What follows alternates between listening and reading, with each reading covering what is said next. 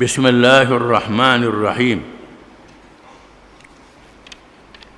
Dakwah itu dilakukan dengan penuh kebijaksanaan, dengan cara dan proses penyampaiannya menurut kehendak Allah Subhanahu wa taala dan izinnya. Dakwah baginda sallallahu alaihi wasallam dimulakan dengan perkara-perkara dasar kepada akidah dan amalan. Perkara ini dapat dipahami secara tafsil terperinci kalau dikaji ayat-ayat Makkiyah yang diwahyukan di Mekah, di mana yang utamanya ialah seperti berikut. Sebelum kita hurai, kita mesti faham bahawa Nabi sallallahu alaihi wasallam berdakwah dengan penuh kebijaksanaan, mengajak orang Islam, mengajak orang kepada Islam dengan bahasa yang mudah, dengan hujah yang kuat. Dimulakan dengan perkara-perkara yang mudah dahulu, iaitulah dengan mengucap dua kalimah syahadah.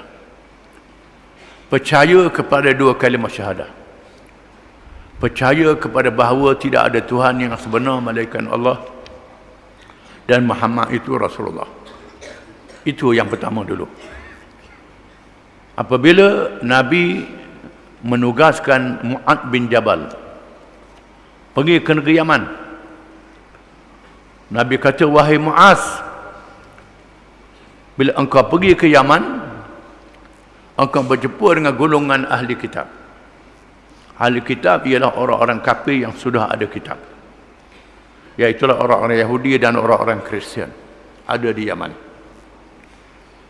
Bila kamu jumpa mereka, yang pertama suruh mereka mengucap dua kalimah syahadah. Itu yang pertama.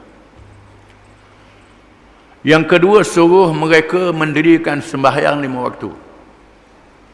Setelah mengucap dua kalimah syahadah, barulah beritahu mu kena buat sembahyang 5 waktu.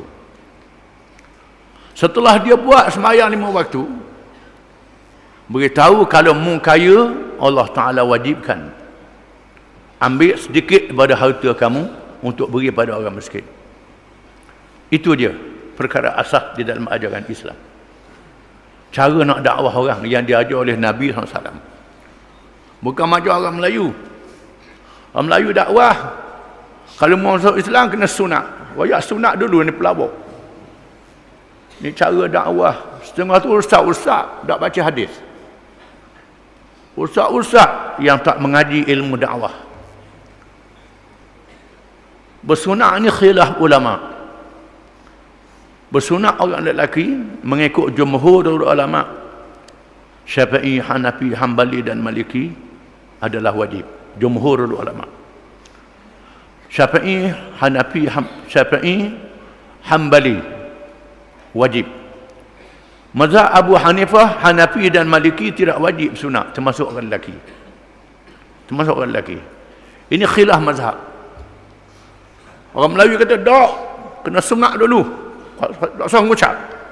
Jawab dia, tak masuk Islam lah. Ini kena faham. Orang perempuan, jumhur ulama kata tak wajib. Kecuali jumhur mazhab Syafi'i mengatakan wajib. Sebahagian ulama mazhab Syafi'i mengatakan tidak wajib orang perempuan bersunat. Memang kalau kita buka kitab fiqh mazhab Syafi'i kata wajib kena sunat. Jumhur mazhab Syafi'i. Tapi sebahagian ulama Syafi'i kata orang perempuan tak wajib bersunat. Ulama-ulama lain kata tak wajib bersunat. Oh, tak boleh nak pakai Imam Syafi'i lah. Tahu tak Imam Malik ni tok guru Imam Syafi'i? Imam Malik ni tok guru Imam Syafi'i. Ha? Jangan Imam Syafi'i ni lebih daripada Imam Malik pula. Oleh kerana kita mazhab Syafi'i tak boleh lah. Macam Nabi ni tak boleh. Ni kena faham. Tidak dinafikan bersunat adalah baik untuk kebersihan. Tak dinafikan. Tetapi bila orang masuk Islam, yang pertama mengucap dua kalimah syahadah dulu. Dia tak bersunat, biar ke dia lah mengucap dua kalimah syahadah. Yang kedua, semayang. Semayang ni sebaik saja dia masuk Islam, ajak dia semayang. Tak erti baca, ikut saja. Ikut saja. Ni dak kena belajar mayang dulu, tak usah mayang lagi, kena belajar dulu. Itu tak betul. Itu tak betul, salah. Sedangkan dalam kitab-kitab fiqh mengatakan orang yang tak erti sembahyang ikut orang. Ikut dulu. Sambil-sambil ikut, sambil-sambil belajar. Ini dia, kena faham. Ini kaedah dia. Ni dak, kawan baru masuk Islam 2-3 hari. Kena sembahyang duha, kena sembahyang tahajud, kena sembahyang ni. Kawan, letih kawan tu. Ajak dia main duha sama. Kawan tu baru masuk. Ajak benda tu. Ini hikmah yang diajak oleh Nabi SAW. Hikmah. Kebijaksanaan yang Nabi ajar. Cara mengajak orang kepada Islam. Oleh kerana itulah kita melihat bagaimana pendakwah-pendakwah yang masuk ke negeri kita zaman dulu boleh mengislamkan orang Melayu. Orang Melayu ni bukan asal Islam. Asalnya Hindu. Asalnya Buddha orang Melayu ni. Agama Hindu, agama Buddha. Mari pendakwah masuk Islam, habis orang Melayu. Pelik tak masuk Islam ni. Sehingga sampai kita berkata orang masuk Islam masuk Melayu. Madak dia. Orang masuk Islam masuk Melayu. Melayu apa? Nabi Muhammad Melayu ke? Masuk Islam lah. Ni tak erti masuk Melayu. Itu tak ada, tak erti. Bodoh. Kena bodoh marah. Kena ngaji lah. Kena ngaji, kena faham. Ni masuk Islam. Tak apa. Dia marah kata bodoh, kata tak cerdik. Kata tak cerdik, kata tak cerdik boleh tahan sikit. Pada hak tulis je. Itu dia.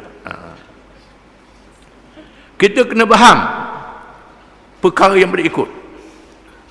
Yang pertama, mengajak kepada tauhid yang mutlak. Ini yang pertama. Mengajak pada tauhid yang mutlak, mengesahkan Allah semata-mata. Lantaran manusia, kerana manusia bukanlah hamba kepada mana-mana makhluk, sama ada di bumi atau di langit. Bukan semuanya, semua manusia, semua makhluk, sama ada di langit dan di bumi, termasuk juga manusia, adalah hamba-hamba Allah Subhanahu wa ta'ala. Diciptanya berada di bawah pemerintahan dan kurniaannya. Allah Ta'ala menjadikan manusia, Allah Ta'ala beri pada manusia, beri nyawa, beri segala anggota pada manusia. Tiada sekutu dan perantaraan dengannya. Tak ada Tuhan yang lain daripada Allah.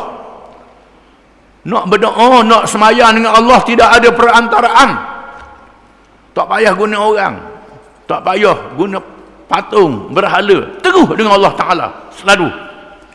Segala bentuk syirik, walaupun dengan nama perantaraan atau sebagainya, adalah menyeleweng dari prinsip tauhid yang wajib menjadi akidah dan dihayati dalam seluruh alam, termasuk juga manusia. Tidak boleh sekali-kali mengadakan Tuhan-Tuhan yang lain daripada Allah, pada zatnya, pada dirinya, pada nama-namanya. Tiap-tiap satu nama di antaranya 99 nama. Tiap-tiap satu nama itu hanya Allah yang miliknya, tak ada pada yang lain. Satu saja Allah, nama dia banyak. Terlalu hebat Allah Ta'ala ni, tak terhingga. Sifat-sifat kepujian pada Allah sahaja. Tiap-tiap sifat itu tak sama Allah dengan makhluk-makhluknya. Contohnya Allah itu pemurah. Ada orang tu pemurah, tak sama pemurah Allah dengan pemurah makhluk-makhluknya. Tidak sama sekali-kali. Tidak boleh beribadat kepada yang lain daripada Allah, seperti batu, kayu dan sebagainya. Lantaran kerana benda-benda tersebut hanyalah layak menjadi bahan binaan dan peralatan untuk manusia. Begitulah juga dengan manusia, jin, malaikat dan makhluk yang lain. Semuanya makhluk yang tidak boleh diterima oleh akal yang betul untuk dijadikan Tuhan. Tidak boleh melantik lain daripada Allah jadi Tuhan. Sama ada manusia yang hebat macam mana, tak boleh lantik jadi Tuhan. Sama ada jin hebat macam mana, tak boleh lantik jadi Tuhan. Kayu-kayu dan batu-batu, semua makhluk, binatang, ada setengah kaum tu latih binatang jadi Tuhan. Bodoh pada binatang tu lagi. Latih binatang jadi Tuhan. Latih kemaluan jadi Tuhan. latih macam-macam jadi Tuhan. Ini sudah jahiliah. Tidak boleh menerima peraturan dan undang-undang bagi mentadbir apa-apa urusan pun selain daripada yang disyariatkan oleh Allah Subhanahu wa taala, kecuali dalam perkara yang diizin oleh Allah, lantaran yang maha mengetahui peraturan dan hukum syariat. Bagi mentadbir segala urusan itu ialah Tuhan pencipta alam ini, dan kuasa hakimiyah, kuasa hukum itu adalah di sisi Allah Subhanahu wa taala sahaja. Tidak boleh mengadakan undang-undang dalam perkara yang tidak diizin oleh Allah Ta'ala. Dalam masalah halal dan haram, Allah Ta'ala tentukan babi adalah haram, bangkai adalah haram. Ini nyata. Benda yang Tuhan haram tetap mendatangkan mudarat. Allah Ta'ala kesian kepada manusia. Arak haram, yang seperti arak, dadah, ganja kerana memabukkan, haram, diharamkan, kecuali diizin oleh Allah. Diizin kerana perubatan, dengan sebab perubatan yang khusus yang diketahui oleh mereka yang ahli pakar dalam ilmu perubatan. Di antara bahan najis itu boleh dibuat untuk perubatan, diizinkan oleh syarak, dengan syarat pakar perubatan yang betul, yang tak ada bahan-bahan yang suci, melainkan bahan itu sahaja yang diproses mengikut sains perubatan. Benda yang najis diproses jadi obat. Obat yang sangat berkesan, lebih pada obat yang lain. Kalau ada hak suci, suci lagi. Tak ada, melainkan itu sahaja. Ataupun nak tunggu lambat, sakit semayang sampai tak jadi khusyuk, diizinkan berubat dengan yang najis. Diizinkan oleh syarak, diizinkan oleh Allah Ta'ala. Perkara yang tidak dinaskan oleh Allah itu diizinkan. Perkara yang Allah Ta'ala sudah tetap, jangan pindah-pindah, tidak boleh. Contohnya halal dan haram. Contohnya undang-undang jenayah. Pencuri kalau cukup nisab kena kerat tangan. Perampok cukup nisab kena hudud. Berzina kena hudud. Minum arak kena hudud. Hudud hukum yang dihadkan oleh Allah. Jangan buat hukum-hukum yang lain. Kalau buat hukum-hukum yang lain, pindah, tak boleh. Ini bermakna menyekutukan Allah dengan sesuatu yang lain. Kecuali kerana tak cukup syarat. Syarat tak cukup. Umpamanya seorang yang mencuri mesti cukup nisab. Berapa harga barang. Mesti barang tu disimpan di tempat yang patut. Mesti di antara pencuri dan mangsa tak ada hubungan silaturahim. Tak ada. Tak ada. Kalau ada hubungan silaturahim, utamakan hubungan silaturahim itu dulu. Hukum dengan hukum ta'zir, tak pergi pada hukum hudud. Ini hukum syarak yang kita kena faham. Ahli-ahli dia saja yang faham. Jangan kita tak tahu apa dia kata hukum hudud ni zalim. Hukum hudud ni Tuhan buat. Bila kata hukum hudud zalim, kata Tuhan zalim. Kata Tuhan zalim berat. Allah Ta'ala al-hakamul adlu. Tuhan yang maha hukum, yang maha adil, yang maha bijaksana. Tak boleh banding dengan Allah Ta'ala. Kalau pergi lawan peraturan Allah Ta'ala, menyanggah Allah Ta'ala, bermakna mengadakan Tuhan yang lain daripada Allah, menganggap cerdik pada Allah Ta'ala. Di sinilah bila Munkar Nakir tanya marrabbuk, siapa Rabb, siapa Tuhan kamu, tak dijawab.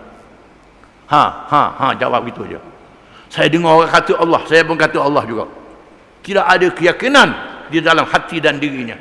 Bercelaru dalam kehidupannya. Semayang dah, puasa dah, tetapi dalam masalah hukum hakam ni, hukum Allah Ta'ala tak yakin. Bak semayang je yakin, bak haji je yakin, dia Mekah cak kali, tapi hukum-hukum yang lain tak yakin, dia pakar. Ini bermakna percaya pada Allah masa semayang, masa kehidupan tak percaya pada Allah. Dalam semayang sebut inna salati wa nusuki wa mahyaya wa mamati lillahi rabbil alamin. Sesungguhnya sembahyang aku, ibadat aku, hidup aku dan mati aku semata-mata kerana Allah. Tidak ada sekutu bagi Allah, termasuk hidup. Seluruh kehidupan kita ialah kerana Allah. Tak boleh mengadakan hukum syariat dalam perkara yang tidak diizin oleh Allah. Yang kedua, mengkhabarkan adanya akhirat yakni perkara yang mesti berlaku, di mana manusia akan dihadapkan di hadapan pengadilan Allah Subhanahu wa taala. Amalan mereka akan dihisap, ditimbang dan dijatuhkan hukuman yang seadil-adilnya dengan sifat Maha Penyayang, Pengampun dan Maha Mengetahui bagi sesiapa yang layak dan tidak layak. Yang kedua, memberitahu bahawa dunia ini ada akhirnya. Sebagaimana manusia akan mati, pohon kayu mati, dunia ini pun akan kiamat. Dunia akan ada penghujungnya, akan ada akhirnya. Dan selepas akhir itu akan ada kiamat, satu alam yang lain dihidupkan semula oleh Allah Subhanahu wa taala. Kena beritahu. Benda ni ilmu sains tak boleh nak kesan. Tak boleh nak kesan. Dan hari ini ilmu sains pun boleh kesan juga. Ilmu sains boleh kesan hari ini. Ahli-ahli sains menyedari bahawa bintang cakrawala, matahari dan bulan akan berjalan tak betul. Akan berlaga di antara satu sama lain, di mana serpihan-serpihan bintang berlanggar dengan bumi, berkecamuk di antara bintang itu besar pada bumi. Ada kalangan ahli sains fikir nak cipta roket. Macam mana nak buat roket? Nak tembak ke arah bintang yang mari.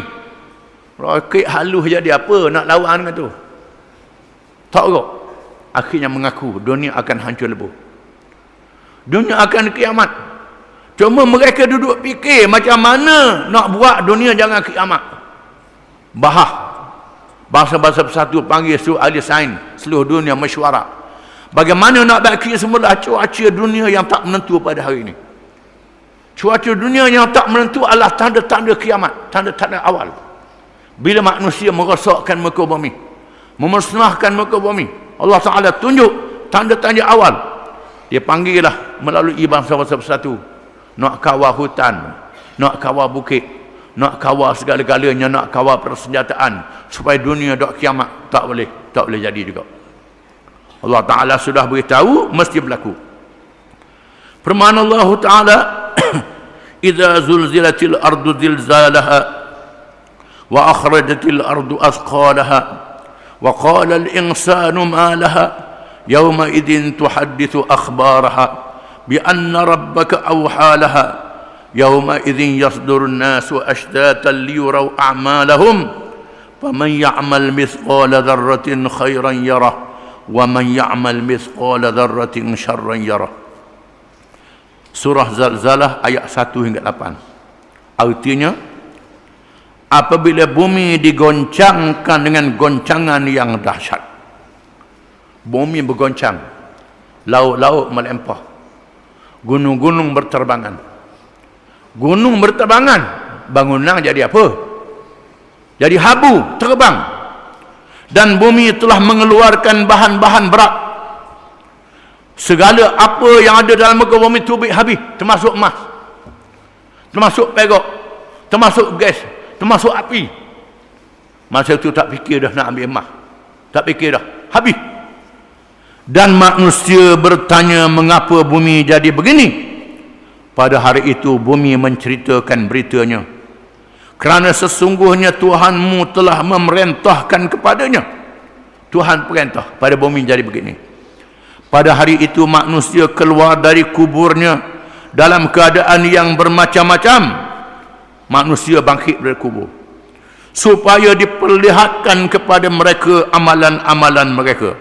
Barang siapa yang mengerjakan kebaikan walau sebutir zarrah sekalipun, nescaya ia akan melihatnya.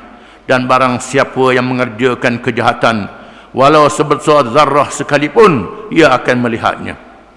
Diberitahu tentang hari kiamat, tentang dibangkitkan semula manusia, dijadikan alam baru, alam kiamat. Akan dihisap segala amalan manusia yang ada di atas muka bumi masa kehidupan dunia, kecuali mereka yang tak ada akal. Yang tak ada akal dimaafkan oleh Allah. Kepercayaan kepada hari akhirat itu adalah di antara rukun iman yang akan menjadikan seseorang itu mengetahui di mana tempat tujuannya di dalam perjalanan hidup ini, bagi ia memilih kenderaan yang selamat dan bekalan yang secukupnya. Untuk mengetahui akhir penghujung ialah akhirat, bukan penghujungnya wawasan 2020. Sekadar tahun 2020 je habis pak tu. Tidak, mati dan dihidupkan semula. Ini wawasan kehidupan manusia yang kita kena faham. Ahasibtum annama khalaqnakum abasa wa annakum ilaina la turja'un. Tuhan tanya, adakah kamu kira, kamu ingat kami jadikan kamu begitu sahaja pada kamu tidak dikembalikan kepada kami? Mengingat aku tak panggilmu, aku panggil balik kamu, dikembalikan. Akan disaksikan oleh malaikat, disaksikan oleh makhluk-makhluk, disaksikan oleh anggota-anggota tubuh badan sendiri akan bercakap. Dikunci mulut, tak boleh bercakap. Tangan bercakap, kaki bercakap, kulit bercakap, memberitahu apa yang dia buat. Catatan malaikat catat apa yang kita buat. Semua yang kita buat, bukan saja sembahyang, puasa, pergi Mekah, termasuk bercakap, termasuk pertuturan, berniaga, ke laut, darat, semua malaikat catat belaka. Ada yang diberi pahala, ada yang dosa, ada yang tak ada apa-apa. Ini kena sedar. 3, membersihkan jiwa. Allah Ta'ala suruh kita membersihkan jiwa kita dengan beriltizam menunaikan ibadat yang ditentukan oleh syariat Allah Azza wa Jalla dan meninggalkan larangannya dengan takwa. Allah Ta'ala suruh kita iltizam. Iltizam dengan makna seumur, bukan berasa nak je, tidak. Iltizam committed dengan makna terus menerus, bukan sekali-sekala je semangatnya, pada semangat senyap, tidak. Menunaikan perintah Allah dalam semua perkara. Firman Allah Ta'ala, Qul ta'alau. Ayat Quran tu tinggal. Ada ayat surah Al-An'am ayat 151 153, dua terjemahan saja.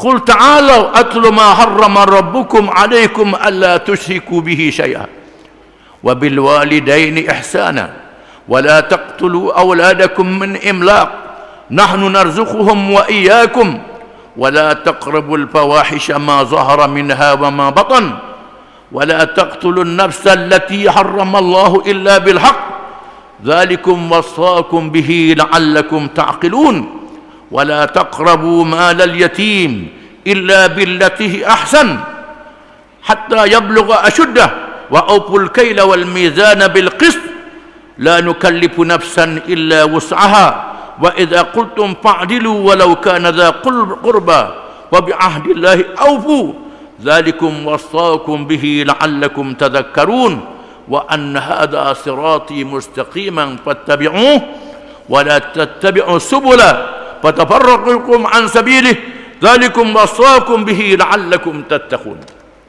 Surah Al-An'am ayat 151 hingga 153. Artinya, katakanlah wahai Muhammad sallallahu alaihi wasallam, marilah ku bacakan apa yang diharamkan ke atas kamu.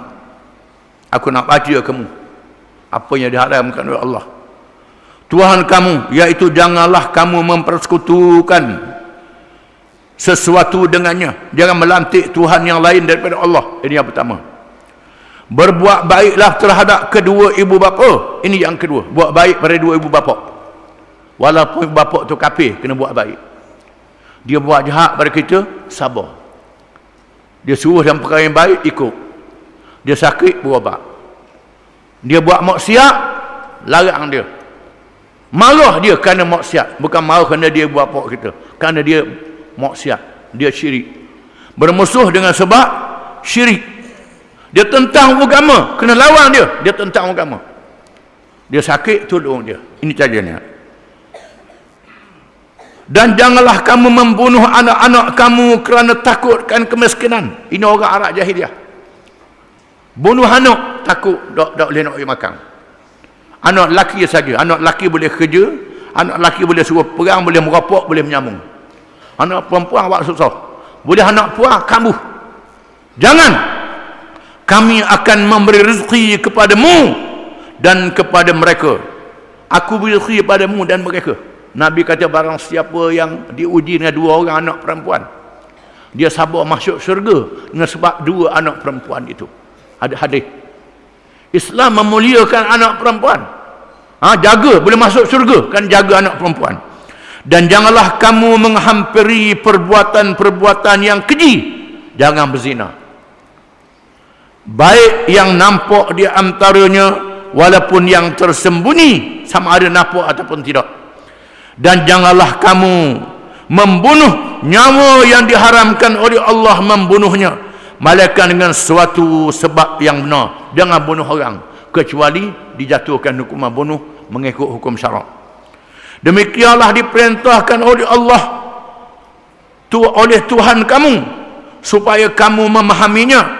Dan janganlah kamu dekati harta anak-anak yatim melainkan dengan cara yang lebih baik hingga sampai ia mereka umur yang matang. Jaga anak yatim dengan baik, khusus dalam masalah kekeluargaan. Bukan sahaja suami isteri, termasuk jaga anak-anak yatim. Jaga harta dia dengan baik, urus harta dia dengan baik. Kita urus, kita makan, kita tak ada duit, makan sama, urus supaya kembangkan harta dia, tak jadi salah. Yang jadi salahnya, urus ambil peluang berharta anak yatim. Ini haram. Ambil peluang berharta anak yatim. Dan sempurnakanlah sukatan dan timbangan dengan adil, berniaga, timbang dan sukat dengan baik. Jangan tipu, timbang dan sukat. Ini dalam bab ekonomi. Dalam masalah ekonomi tak boleh tipu. Kami memikulnya bebanan kepada seseorang malaikat sekadar kesanggupannya. Dan apabila kami tugaskan benda yang manusia boleh buat. Tak ada benda yang kami suruh manusia tak boleh buat. Kalau tak boleh buat, Allah Ta'ala maafkan. Semayang tak boleh berdiri, duduk. Tak boleh duduk, baring. Tak boleh baring, pakai isyarat. Tak boleh isyarat, hilang ingatan, dimaafkan oleh Allah Ta'ala. Dan apabila kamu berkata, maka hendaklah kamu berlaku adil walaupun mengenai kaum kerabatmu. Bila kamu bercakap menjatuhkan hukuman, hendaklah adil walaupun terhadap keluargamu sendiri. Ini keadilan Islam. Kalau anak beranak kita buat salah, kena hukum. Nabi kata, walau kanat Fatimatu, law anna Fatimata binta Muhammadin sarakhat laqata'tu yadaha. Kalau sekiranya anak aku Fatimah binti Muhammad mencuri, aku potong tangan dia. Ini kata Nabi. Walaupun keluarga. Dan penuhilah janji Allah. Bila berjanji dengan Allah, termasuk bai'ah. Bai'ah ni janji dengan Allah Ta'ala. Bai'ah dengan perjuangan Islam. Bai'ah dengan perjuangan Islam. Tunaikan janji. Yang demikian itu ialah memerintah. Yang demikian itu ia memerintah kamu agar kamu ingat. Dan bahawa ini adalah jalanku yang lurus.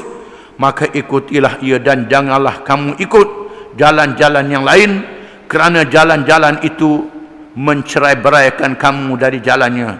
Yang demikian itu Allah memerintah kamu supaya mengikutinya agar kamu bertakwa. Kena ikut Islam, tak boleh ikut lain pada Islam. Akidah Islam, sembahyang Islam, nikah kahwin Islam, keluarga Islam, ekonomi Islam, politik Islam, undang-undang Islam, perlembagaan Islam, hubungan antara bangsa Islam, semuanya Islam belaka. Alhamdulillahi Rabbil Alamin. Segala puji bagi Allah, Tuhan yang menguasai seluruh alam.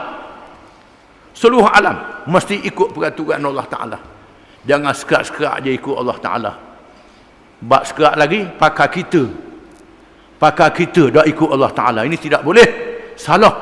Ini ialah dakwah Nabi SAW, mengajak manusia kepada Islam semuanya. Dengan itu terbentuklah individu yang tunduk kepada peraturan-peraturan yang ditetapkan oleh Allah kepada manusia sebagai sebahagian daripada alam yang mesti bergerak dan bertindak menurut tujuan yang sebenar. Wallahu a'lam.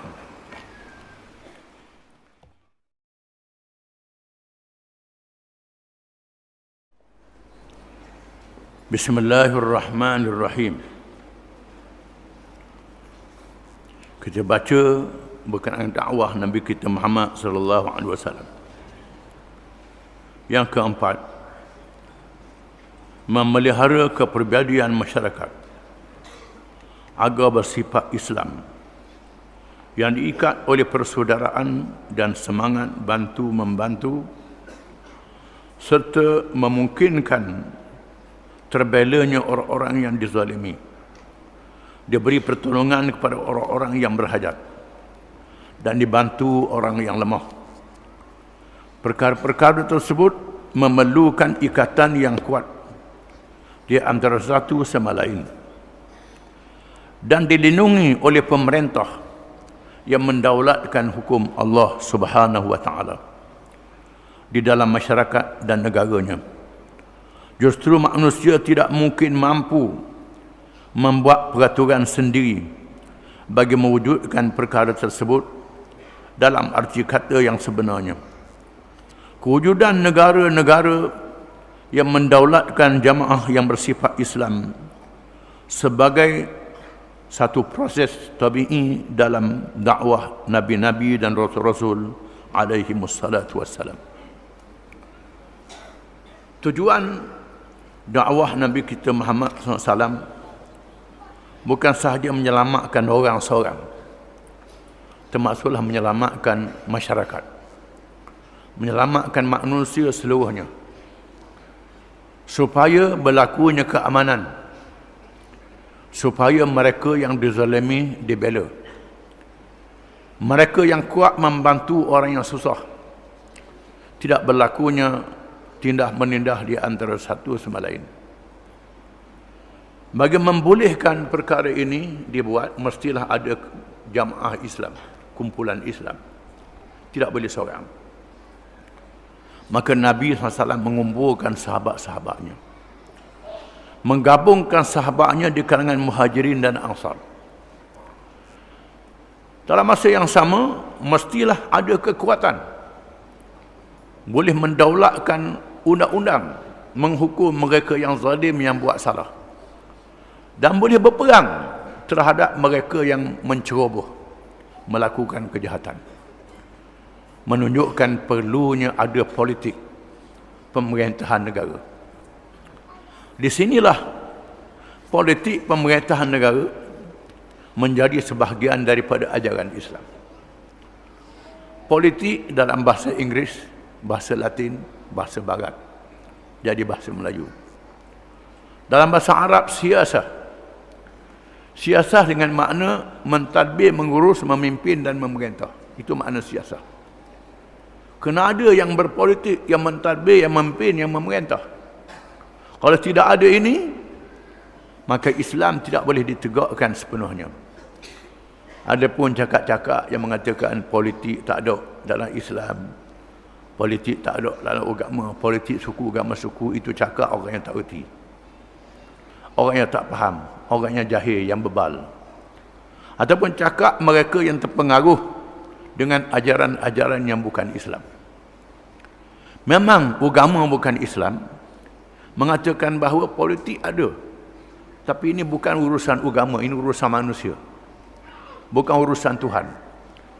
Dengan sebab itulah mereka mengatakan hak agama urusan Tuhan, hak dunia urusan manusia. Hak dunia ini termasuklah meniaga, memerintah, mentadbir, urusan manusia. Tuhan tak ada campur. Tuhan tak ada kuasa pula. Tidakkah Tuhan menjadikan seluruh alam? Ini bercanggah dengan ajaran Islam yang dibawa oleh Nabi-Nabi dan Rasul-Rasul alaihi wassalatu wassalam. Semua Nabi-Nabi dan Rasul-Rasul berdakwah dan berpolitik. Nabi-Nabi bukan sahaja mengajak orang masuk Islam. Nabi-Nabi juga mengajak kerajaan di zaman masing-masing ikut Islam. Nabi Ibrahim mengajak Namrud, berdepan dengan Namrud. Nabi Musa berdepan dengan Firaun. Nabi Daud berperang dengan Jalut dan bala tenteranya, dan sehingga mendirikan kerajaan yang mendaulatkan syariat Allah Subhanahu wa taala. Perkara ini disebut oleh Allah, firman Allah Taala, أذن للذين يقاتلون بأنهم ظلموا وإن الله على نصرهم لقدير الذين أخرجوا من ديارهم بغير حق إلا أن يقولوا ربنا الله ولولا دفع الله الناس بعضهم ببعض لهدمت صوامع وبيع وصلوات ومساجد يذكر فيها اسم الله كثيرا ولا ينصرن الله من ينصره إن الله لقوي عزيز الذين إن مكناهم في الأرض أقاموا الصلاة وآتوا الزكاة وأمروا بالمعروف ونهوا عن المنكر ولله عاقبة الأمور. Surah Al-Hajj. Artinya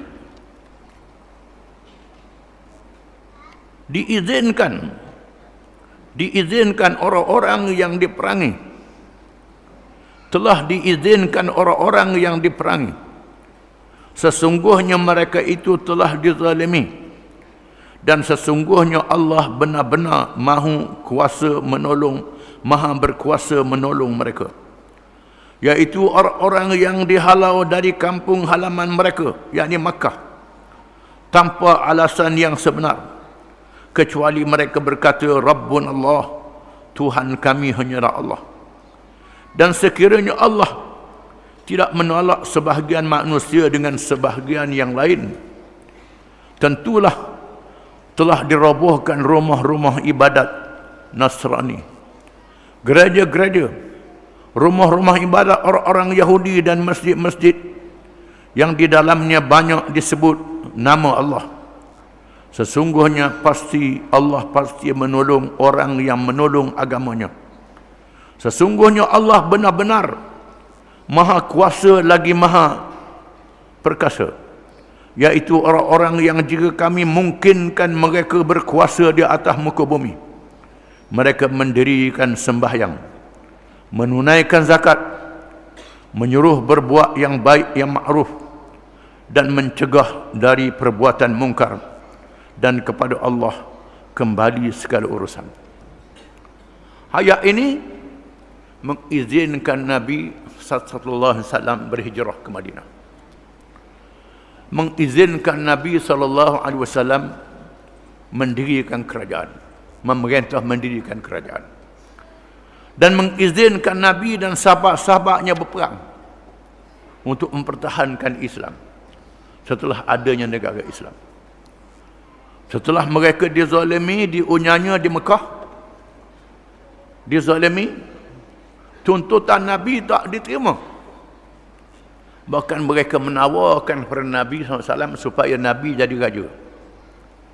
Wahai Muhammad, mu jadi raja lah, mu jadi ketua lah.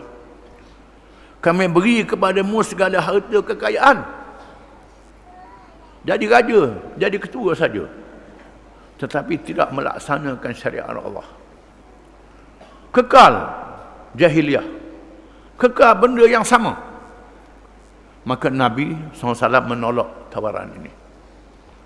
Apabila mereka menggunakan Abu Talib, pak saudara yang disegan, yang dimalu, kerana jaga Nabi sejak Nabi kecil lagi, sudah tentulah Nabi sangat segan, malu, hormat pada Abu Talib.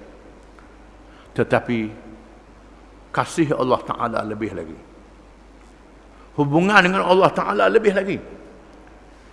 Ada manusia dalam dunia ni malu ke orang, hormat pada orang. Kerana malu pada orang, tinggal Islam, tak berjuang Islam. Kenapa? Malu ibu bapa, malu ke orang tu, orang ni tolong dia. Abu Talib ini jaga Nabi.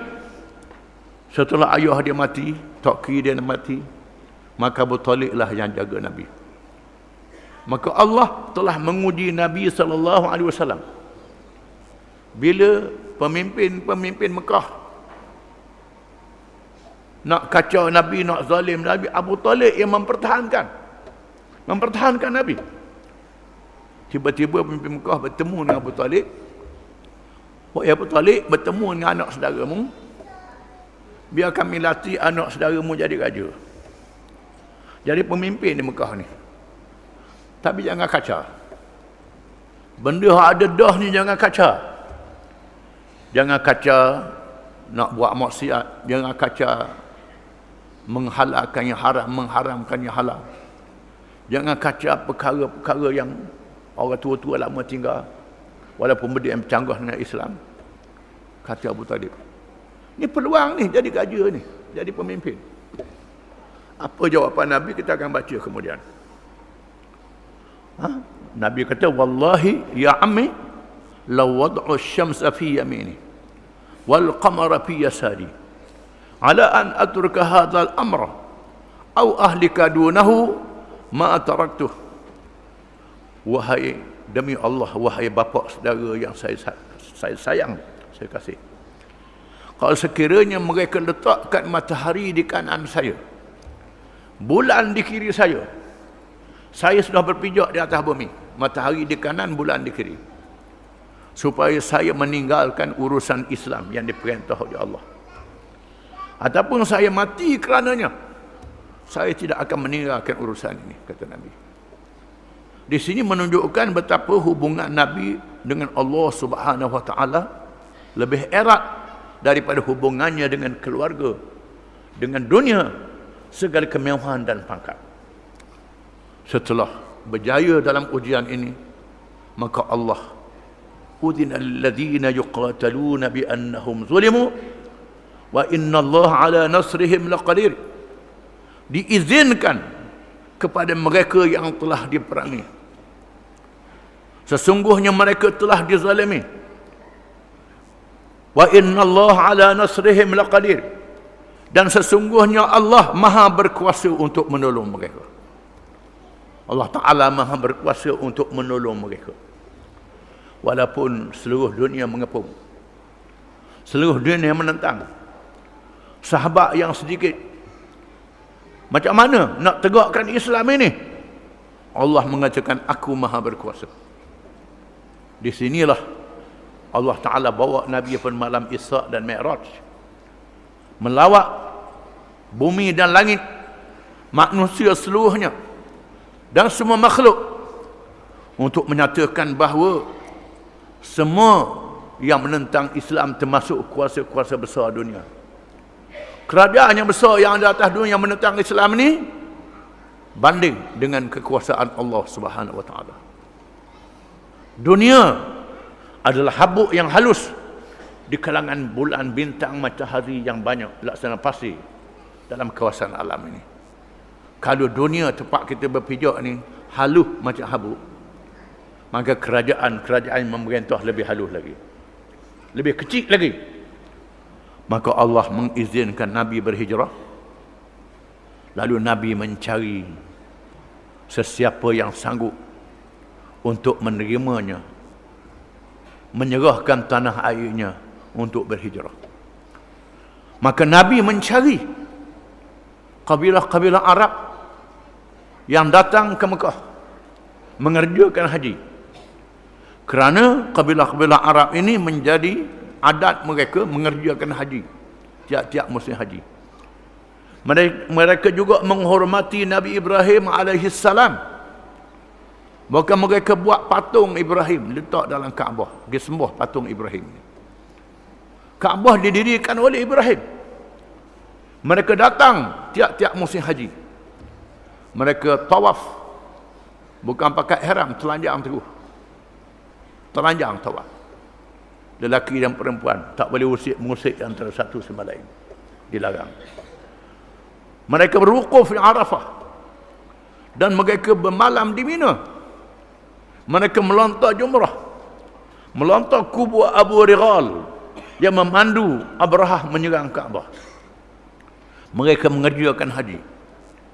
Maka Nabi bertemu dengan pemimpin-pemimpin kabilah yang datang mengerjakan haji ini.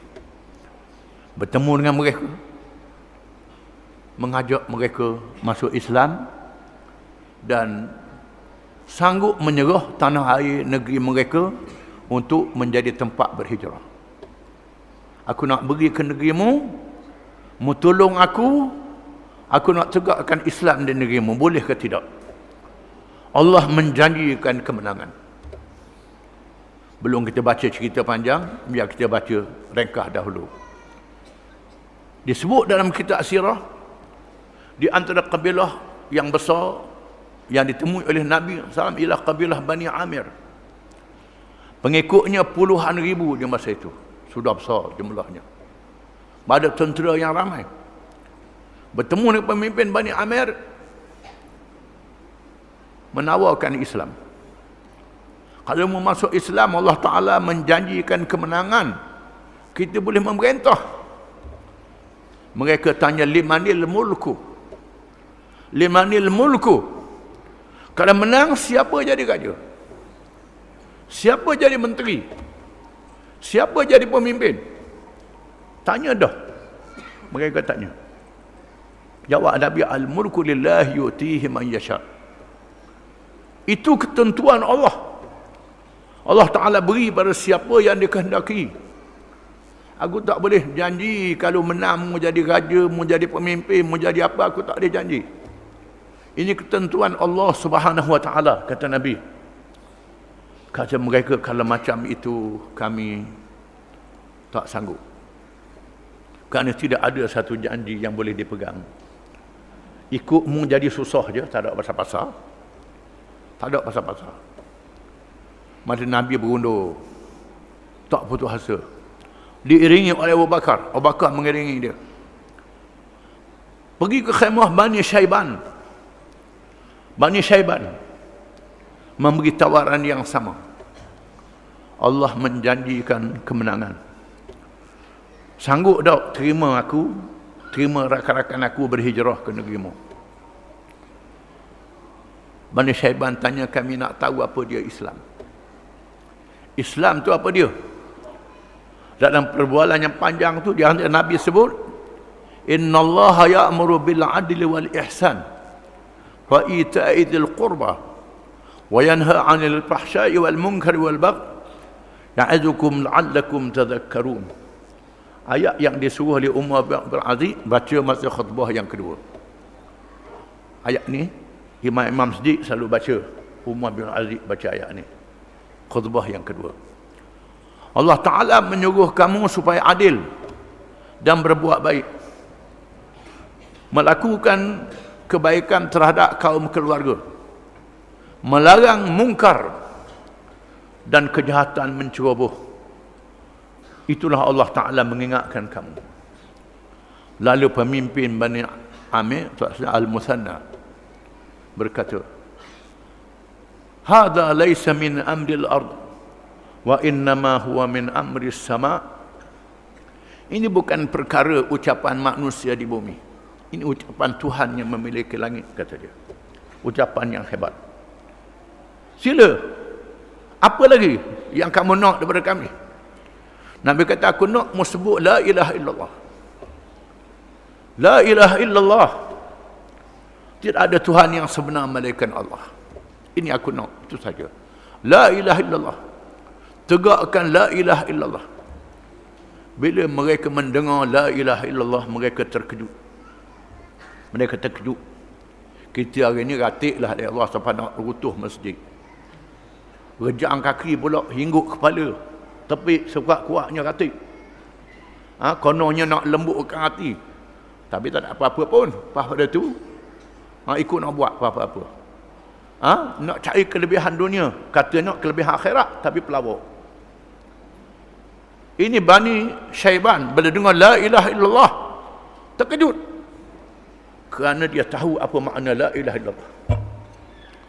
Lalu, dia berkata, hadza amrun takrahul muluk idza an tuharibuka al-arab wal ajam. Kamu sebut ni, sebut la ilaha illallah ni, perkara yang dibenci oleh semua raja-raja dalam dunia.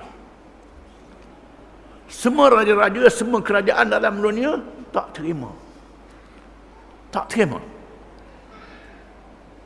Ini kata-kata yang sangat hebat la ilaha illallah ni. Dengan makna kita akan berlawan dengan seluruh dunia. Bukan saja hak yang ada, hak kafir ada Mekah ni. Lepas ni seluruh dunia akan lawan kita berlaku. Seluruh dunia. Parsi, Rom. Kami berdepan dengan Parsi. Kuasa besar dunia. Nabi tanya, macam mana mu dengan Parsi? Kata Mustana ni seorang yang hebat. Akhirnya dia masuk Islam juga. Ni belum dia masuk Islam lagi. Dikatakan Mustana ni macam Khalid bin Walid. Ada kata lebih daripada Khalid bin Walid. Tapi dia mati syahid lebih awal. Setelah dia masuk Islam.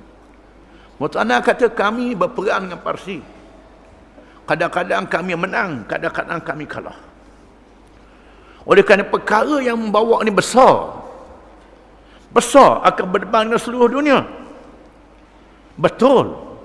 Hak mengkata ni nak adil, nak ihsan, nak suruh orang buat baik. Betul. Tapi kami tak urut nak pikul. Tak urut nak pikul. Dia tak percaya lagi kepada kebesaran Allah yang boleh mengalahkan segala kuasa besar dunia. Iman dia tak sampai situ lagi. Dia percaya Islam ni betul, tapi takut-takut. Nabi kata, tak apalah. Mudah terima Islam ni betul. Percayalah, Islam akan menang. Islam menang.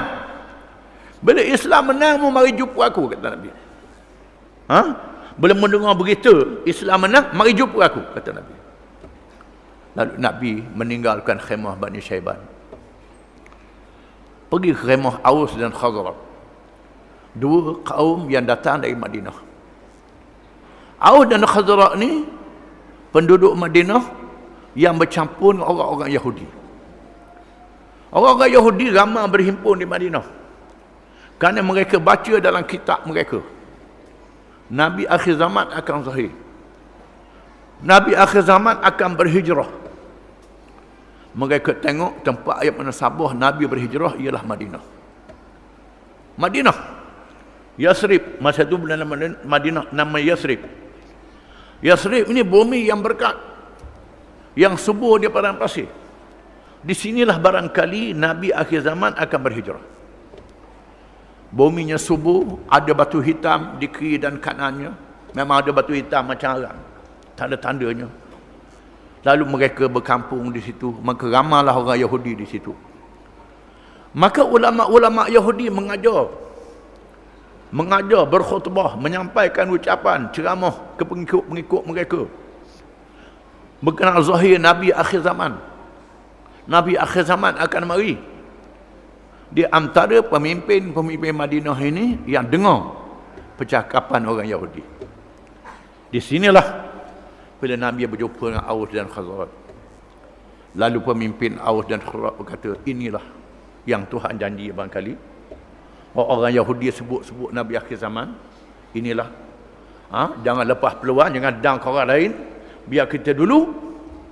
Lalu Allah memberi hidayah kepada kaum Aus dan Khazraj.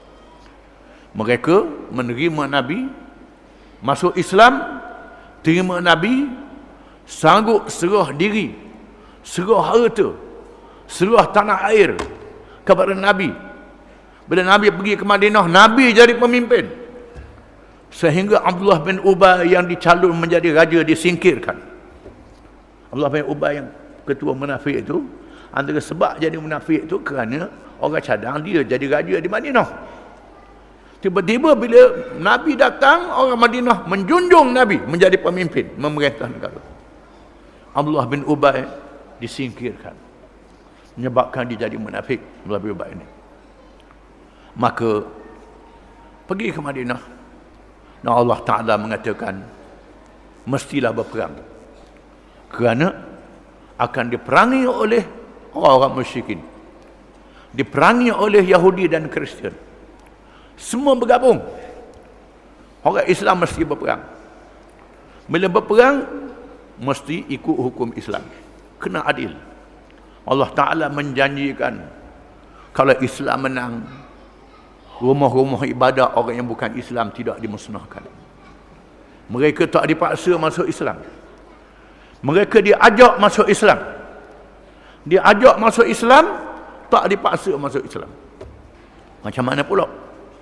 Tak dipaksa masuk Islam.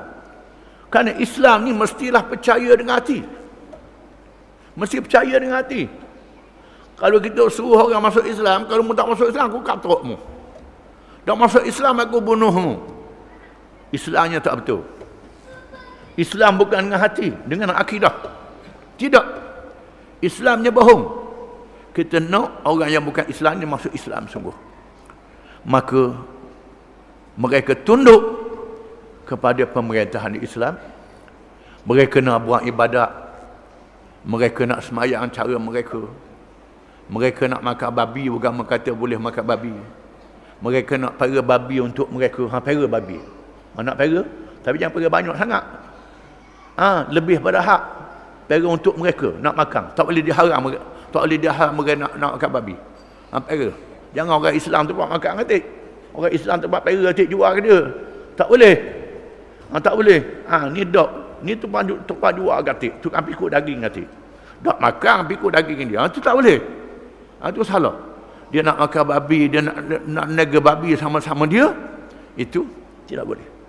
Bahkan Abu Yusuf di kalangan ulama mazhab Hanafi yang mengatakan, kalau sekiranya orang kafir pera babi, ternak babi, jual babi, kita boleh ambil cuka. Ambil cuka, beri ke dia balik. Cuka tu bukan makna kita ambil cuka babi, beri ke orang Islam. Tak boleh. Tak boleh. Kita ambil cuka babi dia, beri balik ke dia.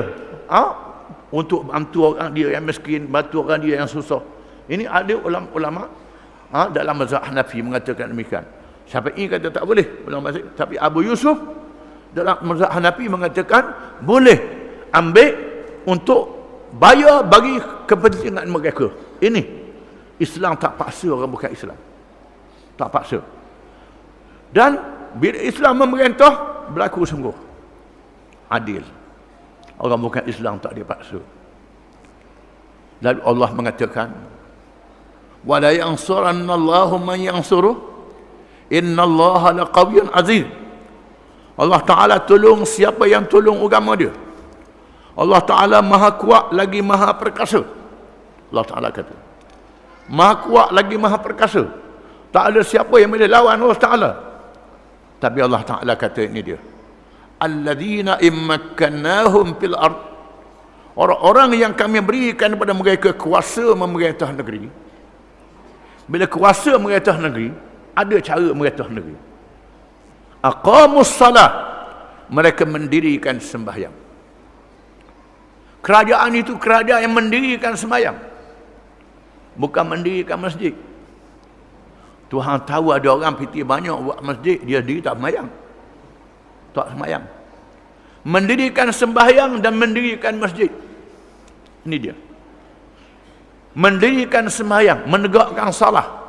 Kerajaan yang ada hubungan dengan Allah Subhanahu Wa Taala. Pemimpin dia sembahyang. Pemimpin yang ada hubungan dengan Allah Taala, hubungan dengan Tuhan. Pemimpin yang tahu dosa dan pahala, bukan yang tak tahu dosa pahala buat belaka. Aqamus salat.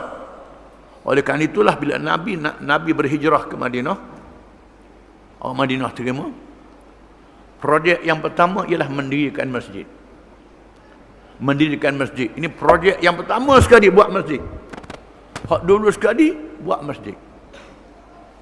Bukan buat rumah Nabi. Nabi tak suruh orang buat rumah dia dulu. Bahkan di peringkat awal Nabi duduk di rumah Abu Ayyub Al-Ansari. Tupang rumah Abu Ayyub Al-Ansari. Tak ada rumah lagi. Abu Ayyub ada rumah dia dua lapis. Suruh Nabi duduk atas, dia duduk bawah. Nabi kata, "Dok, aku nak duduk dekat bawah." Susah dia, macam manalah. Nabi duduk bawah, aku duduk atas, ligang atas kepala Nabi pula. Padahal ada latar tebal, tapi tak gamuk nak duduk atas pada Nabi, walaupun duduk atas latar. Ini suami isteri ini sehingga tak tidur malam, takut duduk atas pada Nabi. Duduk alih payah air, alih pecah balik air. Ambil pakaian kelak takut jatuh atas Nabi. Ini cerita dia kita akan baca kemudian. Di mana Nabi tumpah rumah Abu Ayyub yang pertama buat masjid. Nabi cari tanah tempat masjid ini, kita akan baca bila Nabi masuk ke Madinah, berhijrah, Masa-masa nak eret unta masuk kampung dia, Nabi kata tidak. Fa innaha ma'murah. Unta ni diperintah oleh Allah. Jangan. Lock unta ni berjalan nak berhenti kat mana. Maka unta ni berjalan, sampai dia tempat, unta pun berhenti. Dan unta pun menerung. Menerung makna duduk. Macam gajah menerung orang panggil. Orang muda-muda tak erti dah menerung ni nak apa. Menerung ni makna gajah duduk. Unta pun duduk. Menerung. Duduk. Dan di situ jadi tempat buat masjid Nabi. Nabi tanya, siapa dia tuan punya tanah ni? Ada anak yatim. Anak yatim. Tuan punya tanah ni, 2 orang anak yatim. Ada anak yatim. Ada orang tu, Nabi kata tidak. Nabi waktu pitih dia sendiri. Duit, bayarkan anak yatim. Bayarkan anak yatim dengan harga yang patut. Beli daripada anak yatim itu. Dan dibuat masjid secara bergotong royong. Buat masjid. Aqamus salah. Mendirikan semayang. Mesti mendirikan semayang. Lepas tu pasar. Tetapkan pasar di Madinah. Pasar tempat nak meniaga. Orang Madinah meniaga di situ. Tempat meniaga, orang Islam boleh meniaga, orang Yahudi boleh meniaga. Yahudi meniaga juga di situ. Orang bukan Islam meniaga. Pasar. Pasar Madinah. Masjid dan pasar. Projek masjid dan projek ekonomi. Ini yang ditegakkan bila Nabi berhijrah. Dan di masjid ini tempat Nabi ajar orang ikut Nabi semayang. Tahulah bagaimana cara semayangnya. Pakai ikut Nabi belaka. Termasuklah baru-baru masuk Islam dah erti baca pun ikut. Jangan bila ada orang masuk Islam kena belajar semayang dulu, semayang. Tak lagi jangan sedih. Tak lagi lagi kena sunat dulu. Jangan. Tak. Pergi masjid. Sunat ke kediam? Ini sunat dulu. Ini jenis apa ni? Tak dinapi lah sunat tu mazhab Syafi'i wajib. Baik bersunat, sunat kebersihan. Tapi masjid dulu. Ada pula fatwa kalau tepuh ni orang ada sunat ni dak sah batal sembahyang kata. Doa lalu pula ni. Siapa doa lalu? Lebih daripada Imam Syafi'i lagi. Lebih daripada Imam Syafi'i lagi. Ini sebab ada dalam kitab jadi masalahnya. Ada tulis dalam kitab ni pengarang kitab tu dia mazhab Syafi'i tapi dia lebih daripada Imam Syafi'i lagi. Ni aja susahnya. Jadi menyusahkan. Jadi ikut Nabi semayang. Aqamus salah, dirikan semayang. Semua yang ikut dirikan semayang. Yang Nabi Lasik jadi jeneral tentera. Nabi Lasik jadi gubernur, jadi wakil, mendirikan semayang. Semayang ni sangat penting. Penting semayang ni, mendirikan semayang. Wa atawuz zakah, tunaikan zakat. Tunaikan zakat. Zakat adalah satu cara ekonomi. Tu'khadhu min aghniyaihim wa turaddu ila fuqaraihim. Diambil daripada mereka yang berada. Diambil daripada mereka yang berada, diagihkan kepada mereka yang perlu. Ini makna zakat. Zakat diambil daripada orang Islam. Orang kafir tak kena zakat, orang Islam kena zakat. Wajib. Pada zaman awal Islam, zakat tak ada. Pakat sedekah. Itu saja. Diwajibkan zakat. Zakat menjadi sumber kepada kerajaan yang memerintah. Sumber kerajaan yang memerintah. Orang Islam kena zakat, orang kafir tak kena zakat. Setelah berkembang, barulah orang bukan Islam agama, orang bukan Islam dia kenakan cukai. Cukai orang bukan Islam ni pun cukai daripada mereka yang berada. Mereka yang miskin tak kena cukai. Termasuk orang bukan Islam, orang kafir yang miskin tak kena cukai. Di mana yang berada kena cukai. Yang mampu kena cukai.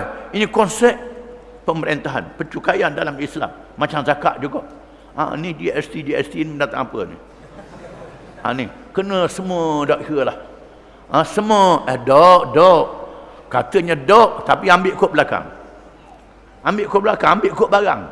Bukan ambil kod orang, ambil kod barang. Ambil kod barang, bukan ambil dok. Yang guna barang tu sebab dia orang. Orang, pusing-pusing legak belaka. Ada ganti dia. Ada ganti. Mengapa tak balik pada cara Islam? Nabi dah ajar cara Islam ni. Ahli-ahli ekonomi kena bahas macam mana nak ambil cara Islam untuk mendapat keuangan negara. Wa amaru bil ma'ruf, menyuruh kepada yang baik. Kerajaan yang menyuruh kepada yang baik. Yang baik disuruh, yang baik digalakkan, yang mungkar tidak digalakkan. Ini beri lesen maksiat pun beri juga. Yang mungkar dibiarkan, tak betul. Menyuruh pada yang baik dan mencegah kemungkaran. Mencegah kemungkaran itu di antaranya ialah mendaulatkan undang-undang. Undang-undang muamalat, undang-undang berniaga ada. Undang-undang perdamaian ada, undang-undang pentadbiran ada, undang-undang pengurusan ada, undang-undang keluarga ada, undang-undang jenayah pun ada. Undang-undang jenayah, qisas, hudud dan ta'zir. Ni duduk nak takut ke orang hudud. Kalau Islam berkata hudud. Memang ada hudud. Hudud ada, qisas ada, ta'zir ada, muamalat ada, semua ada. Seolah-olah kalau Islam berkata tak ada hal lain hudud dah. Ini pasal apa? Nak suruh orang takut ke Islam. Jaga kalau mereka Islam banyaklah orang kudung kat tengah jalan kat dia. Banyak nekat sangat sebab orang curi banyak. Dia duduk fikir orang berebut curi nak suruh nekat sangat. Ini adalah kepala dia.